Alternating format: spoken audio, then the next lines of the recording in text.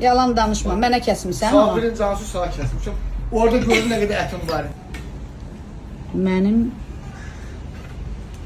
Mənim sədaqətli dostum. Xatirə xanım, yedi şok quzunun qabırdasın. Belə oldu. Və ona görə ayrı yerə getmədim də. Yaxşı eləmişsən. Məni bax bu adam başqa yerə aparırdı, bu adam, bax bu Heç adam. səndən gözləməzdim. Məni ayrı yerə Mən aparırdı. nə bilim, o da məni çox istəyir. Sən yığdım dedim ki 5 dəqiqəyə çatıram. Bəli. Şok oldun sən də. Səbət qapının ağzında, kimi qapının ağzında. Bir 5 dəqiqəyə çatıram. Elə olmaz. Orada xətlərin qoymuşam, kəsmişim. Əgər mənlik deyil, hərənin öz işi var. Sən mahnı oxuya bilərsən?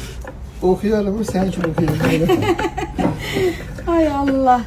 Görsən, bəs mən sənin kimi yemək pişirsəydim, indi mən nə boydaydım?